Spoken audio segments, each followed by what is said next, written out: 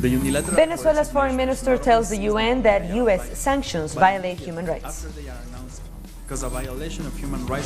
Hurricane batter Bahamas.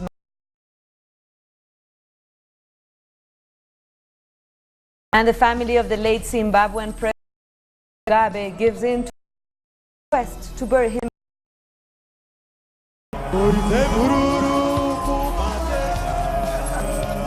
Hello and welcome to Telesur. I'm Carla Gonzalez in Quito, and this is from the South.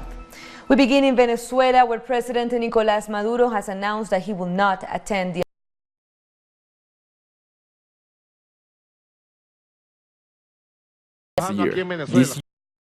This year I'm staying with you, working here in Venezuela. Very safe and very quiet. Delcy will go.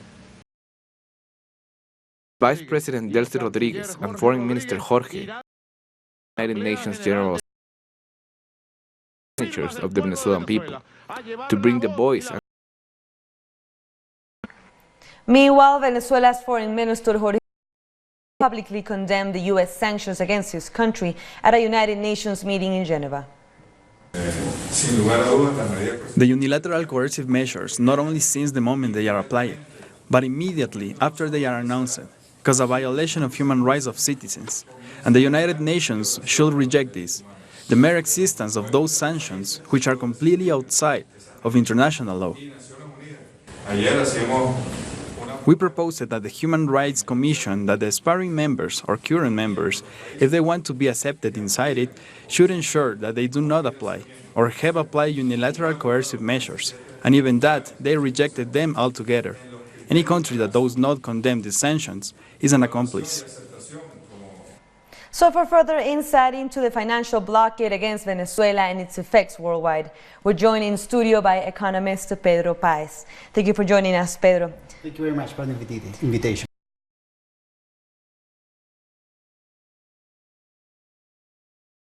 Posing against the economic model, against the political model, but it does also have effects on the global economy. What are those? Yeah, of course, because you have to understand this in the context of a commercial war. This is not only the politically motivated attacks against some dissident countries, but also is part of the tariff war against China, but also against Mexico and India, and now even the European Union. So the affectation of the human rights in the specific cases of those countries vulnerated by the... Inside the United States. Well, you have, first of all, you have the violation of the human rights of people, including kids. Remember the interview 20 years ago to Madeleine Albright saying it is justified to kill 500,000 kids in Iraq because in the name of democracy and freedom.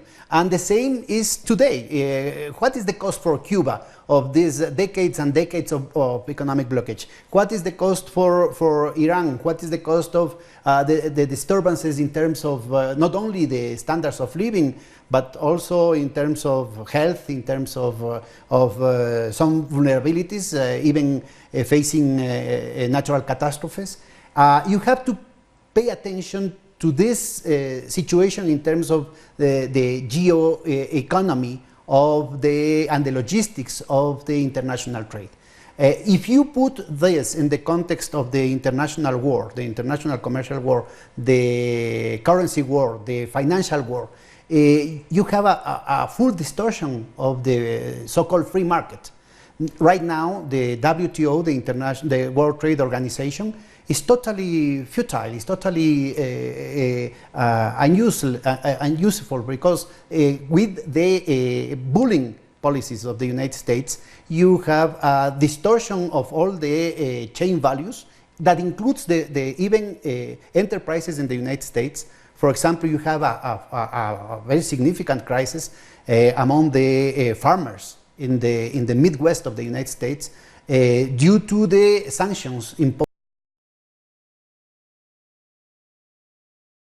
And the same happens, for example, in the technological aspect, the technological of the come from the United States enterprises. So there is a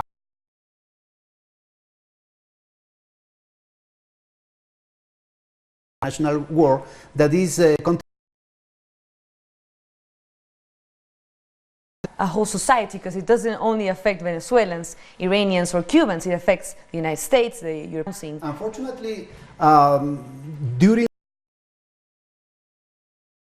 states practical destruction of the peace movement and the states, something similar happens in Europe. Ability, for example, of the validating this type of situation, sometimes in terms of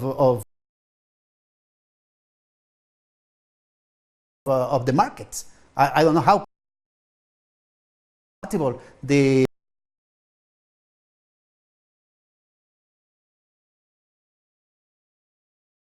international markets. How can in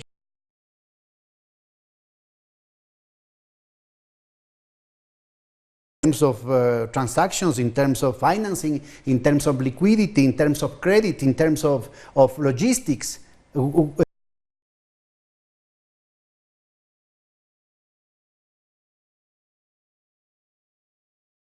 respect to Bolivia, they are still working on the narrative. NATO leaves at least 10 people dead. Don't go away.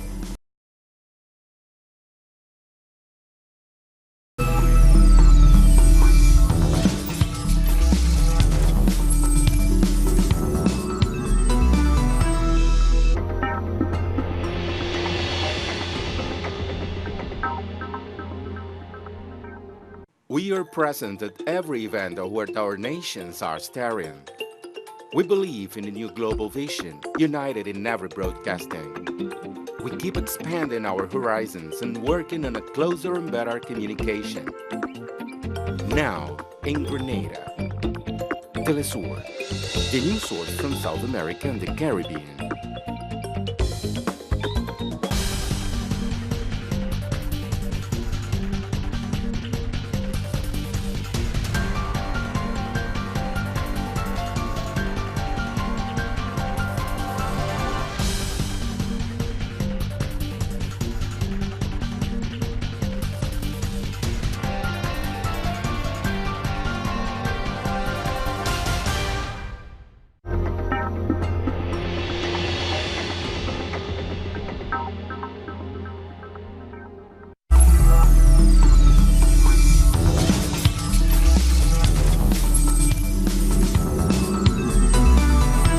Welcome back. More news at this hour. In the Bahamas, tropical storm warnings are in effect for the northwest, as a new storm has already brought rain and strong winds to the hurricane-battered islands early Friday. The tropical disturbance, now hovering over central Bahamas, is packing winds of 45 kilometers per hour and is expected to drop 2 to 4 inches of rain through to Sunday. It could also threaten some of the northernmost islands of the Bahamas that were recently devastated by Hurricane Dorian. It's the type of weather those areas do not need, as rescue teams are still searching for hundreds of people registered as missing. There's an 80% chance that it will turn into a stronger tropical depression or even a tropical storm named Humberto in the next days. And it could become a hurricane when it moves to the southeast coast of the United States. While there is growing concern over the weather system near the Bahamas, there is a second tropical wave in the Atlantic that forecasters are keeping an eye on. This is the same feature that emerged off the Northwest Africa coast earlier this week. Early Friday morning, there were no signs of organization with this Cabo Verde system, but there is plenty of time for that to occur. Forecasters expect this disturbance to become better organized early next week as it approaches the Lesser Antilles. The number of people reported missing in the Bahamas after being displaced by Hurricane Dorian has dropped to 1,300. On Wednesday, the missing persons list stood at 2,500. The spokesperson for the National Emergency Management Agency confirmed that many of those earlier flagged as missing were safely housed at shelters. We are happy to announce that the number of missing persons registered with the government is going down daily. After beginning the process of cross-referencing the different databases, and you would have heard from Ms. Curry of the Bahamas Red Cross that they are also collecting data. So after cross-referencing registered persons evacuated the islands are now at 1,300 persons, and this is down 500 persons that I reported yesterday. This is slow. We haven't made much progress from the 50 that we went through.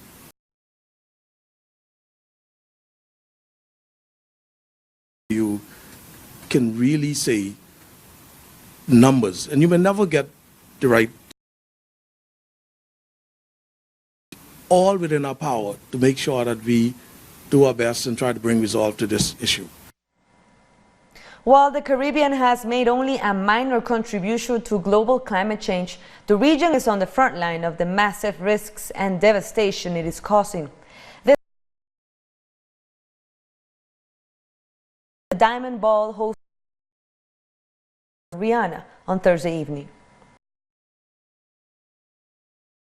The whole question of halting or reversing climate change is beyond human ingenuity, and I'm going to speak about it tonight. And therefore, I think that as a world, as a global community, we need to be able to invest in it. And equally for us in the Caribbean, very often we're invisible, needed in the battle. Line. We didn't cause this battle, but we are the first victims to be affected, us and the Arctic and Antarctic summer sheets in Greenland. And we need 1.5 degrees as a cap in order to survive, but the world is already talking about 2 degrees.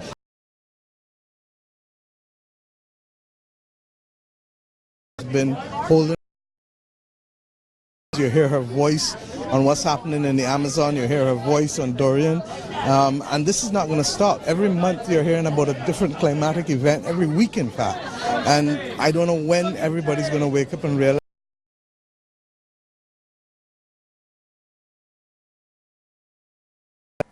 PM honored at this by her fellow Barbadians.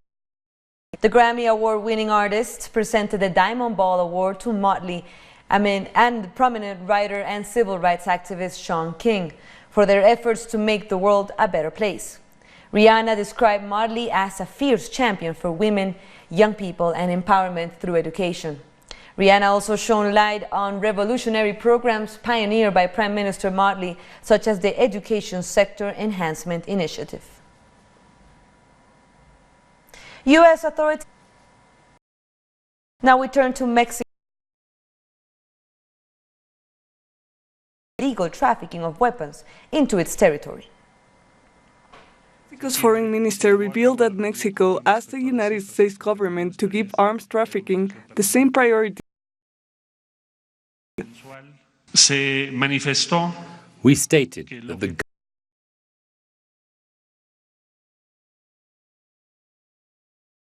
and for that we need. In the morning press conference, Ebrard, who's in charge of foreign policy, revealed that a binational commission has been created to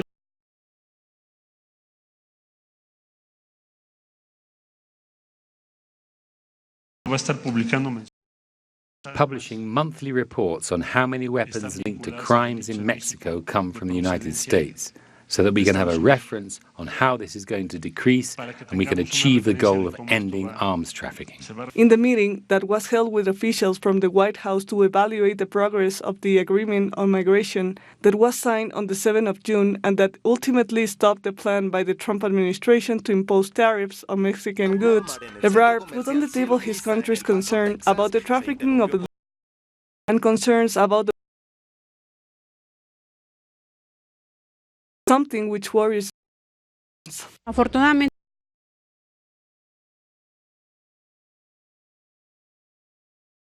avoid those kind of the weapons that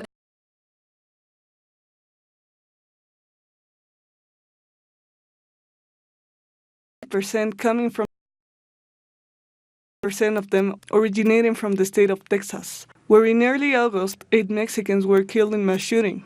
There are close to 10,000 armories in the regions bordering Mexico, and everyone can. Those guns of the organized crime groups, and since the implementation of the Cold War against drug trafficking, they have triggered a wave of violence that has resulted in an average of 2,500 murders.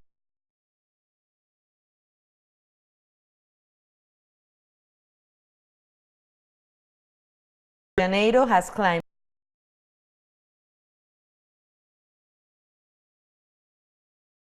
facility. Hundreds of patients and health workers have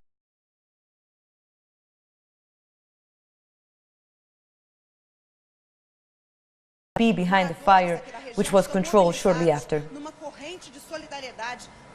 Coming up, public transport workers in France stage a strike, leaving many stranded in Paris. Stay with us.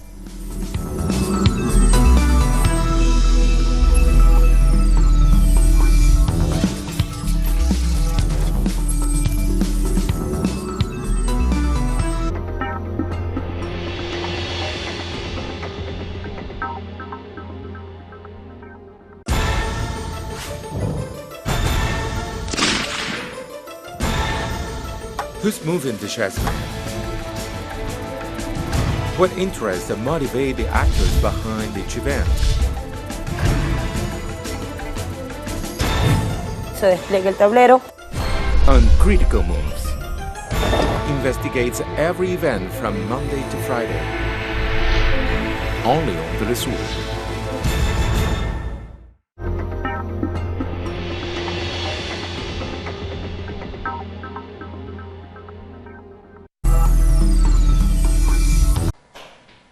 And Sunday, like I've said, we then go to the Eurozeka, we do the normal function, we take away the body, and we bury the body later on once the works that are supposed to be happening at Eurozeka as requested by the family and the traditional leaders have been completed.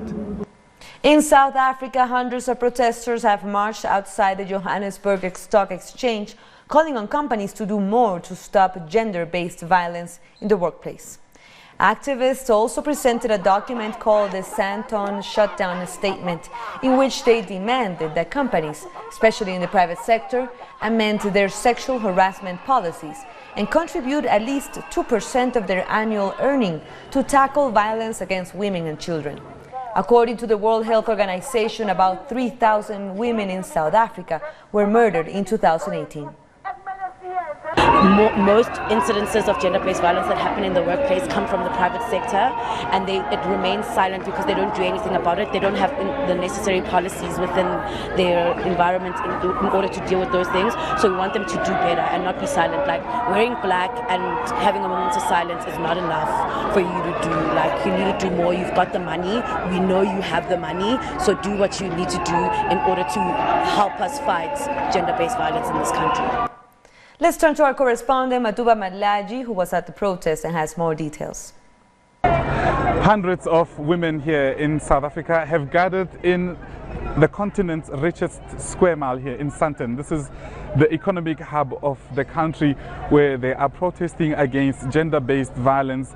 In recent days, we've seen gruesome cases of gender-based violence where most women would be killed by their intimate partners or would be in danger in the most public spaces, and today they are here to tell the world that enough is enough, which is the hashtag they've been using to say enough is enough, enough killing of women and children, because they are the most vulnerable in the violent society that is South Africa. Yet just yesterday we saw crime stats being released, and they confirm what these women are doing here, which is the high rate of violent crime that is perpetrated mostly against women and children. And now they're here at the stock exchange handing over a memorandum of their demands from the capitalist country that South Africa is, to enforce somehow laws or use their influence to influence policy that will protect the most vulnerable people in society, which are women and children. And that is what's happening on this